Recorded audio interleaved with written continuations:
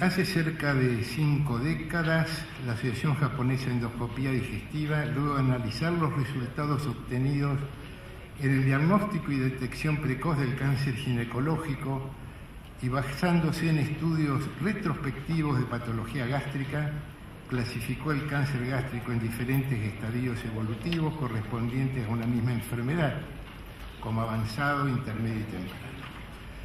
Se describieron subtipos por morfología y evolución, se desarrolló la semiología endoscópica, hoy tapada por los avances tecnológicos y cambios en la terapia quirúrgica, que pasó a ser menos invasiva. A partir de ese momento se puso de manifiesto una tendencia a lograr mejores resultados en la precocidad del diagnóstico y formas de realizar el seguimiento, disponiéndose de múltiples tecnologías y tratamientos adecuados. Nos tocó conocer endoscopios cada vez más sofisticados, avances en la documentación de las lesiones, aparición de la ecoendoscopía, cápsula endoscópica, marcadores biológicos, estudios genéticos, que contribuyeron a que se desarrollaran terapéuticas menos agresivas que no dejan de colmar nuestra capacidad de asombro. Hoy, con la coordinación de los doctores Néstor Chopita y César Jiménez Villamil, se tratarán algunas de estas eventualidades en la especialidad que nos une y apasiona, que es el aparato digestivo. César, Néstor, la Romero y Antes que nada, agradezco al Comité Ejecutivo del Congreso Argentino por esta invitación, por esta distinción. Y para comenzar, vamos a citar al doctor Juan Palazzo, que es profesor de patología en la Universidad de Jefferson, Filadelfia, en factores de riesgo y biomarcadores en esófago de barro. Juan Palazzo, por favor. Muchas gracias. Buenos días. Nuevamente muchas gracias a las tres sociedades, creo que han hecho este esfuerzo para este congreso y que me hayan invitado. Y también quisiera agradecer a los organizadores de este plenario con un temario difícil, pero que vamos a tratar de resumir para ustedes. Voy a empezar un poco al final, al comienzo, diciéndoles directamente que desde el punto de vista fuera de la displasia no hay ningún marcador, independientemente de la técnica que uno aplique, que va a determinar, ayudarnos a decir este enfermo con Barrett's va a desarrollar displasia, o este enfermo con displasia es una buena displasia o es una mala displasia. Ese va a ser el final de la charla. Esa es la mala noticia un poco. La buena noticia, y voy a mostrar un poco de los trabajos, aparte del problema de la displasia, que ustedes saben muy bien, que en este momento es el marcador de progresión en cáncer de esófago, es que hay bastantes trabajos activos en el Barrett's, en la displasia y el cáncer.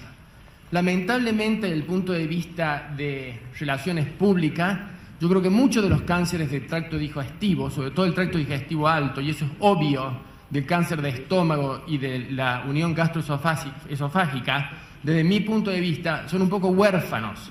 Y han sido poco huérfanos porque no han tenido suficientes fondos de los distintos institutos, no han tenido distintas personas que han dicho estos cánceres son importantes, la prevención, etc. Y yo siempre lo comparo con el otro tumor que a mí me interesa y que trabajo un poco también, que es el cáncer de mama. En el diario, en las revistas, científicas o no, todo el mundo habla en la televisión del cáncer de mama y de los problemas de mama, y sale Angelina Jolie y todo. No vemos lo mismo impacto que tiene en los funcionarios, que son los que determinan a quién darle fondos con los cánceres gastrointestinales altos.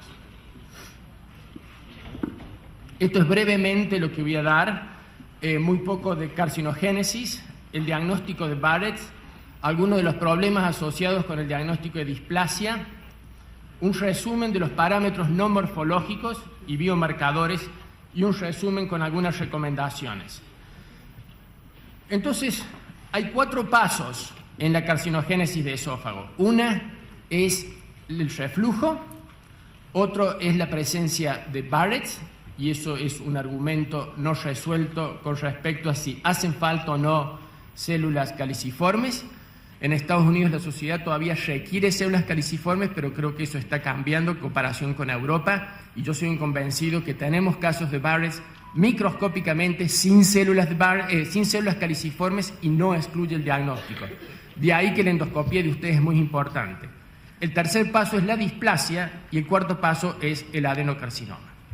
Me voy a adelantar un poco. Uno de los problemas que hay con los estudios que se han hecho, algunos ensayos clínicos básicamente, es que no está muy claro siempre cuál es el resultado que se busca con un ensayo clínico. ¿Usted quiere que el enfermo no llegue a la displasia, que puede ser una mala displasia? ¿O en realidad lo que nosotros queremos tratar de evitar con ustedes es que el enfermo desarrolle adenocarcinoma? Acá a la izquierda está la morfología, que es el patrón clásico típico con el cual nos guiamos. Una cuestión es a quién seguir, y ahora hay publicaciones, y eso lo discutimos en las reuniones, es que se están haciendo demasiadas endoscopías en enfermos que tienen Barrett, que tienen casi ninguna chance de que vayan a desarrollar cáncer. Y eso abre un campo de investigación, es decir, tenemos esta gran población de Barrett, definida endoscópicamente y muchas veces con patología. ¿A quién seguimos o no? Sabiendo que en teoría muy pocos de esos van a desarrollar displasia y van a ir a cáncer. Lo que ahora emerge como una cosa más importante es los cambios moleculares. Y está visto que los que terminan en cáncer tienen cambios moleculares tempranos desde que tienen Barrett, que se hacen más significativos cuando tienen displasia, y el resultado final es el cáncer. Y esto tiene para ustedes, yo creo, un impacto muy grande, que es en el seguimiento de estos pacientes, y sobre todo, qué tipo de intervención hacer, qué frecuencia con endoscopías, y aún si usted detecta que este Barrett es más factible que desarrolle displasia, tal vez pueda considerar hacer una intervención como una mucosectomía o una ablación de la mucosa. Y finalmente, cuando se llegue a la displasia, esto es muy importante, en tratar de diferenciar las displasias que van a progresar de aquellas que no van a progresar a cáncer. Esto es un campo dinámico, en actividad, con algunas de estas cosas que no están resueltas. Yo discutí ya sobre el tema de la presencia o no, de la importancia o no de las células caliciformes. Y esto tiene mucho que ver con el número de muestras que ustedes toman. Pues seguirse el protocolo de displasia de Seattle, que son muchas biopsias, pero está demostrado en Barrett, está demostrado en displasia, en enfermedad inflamatoria. Mientras más biopsia usted tome, hay más posibilidades de detectarlo. Hay gran heterogeneidad, no solo en la presencia de células caliciformes, pero también de displasia. Yo creo que es muy importante, y si no, le envían al patólogo por lo menos decirles cuáles son sus hallazgos endoscópicos. Yo viendo solamente la biopsia y sin saber si el enfermo tiene endoscópicamente un Barrett, me puede llegar a ser muy difícil decir que el enfermo tiene un Barrett microscópico o el enfermo tiene carditis.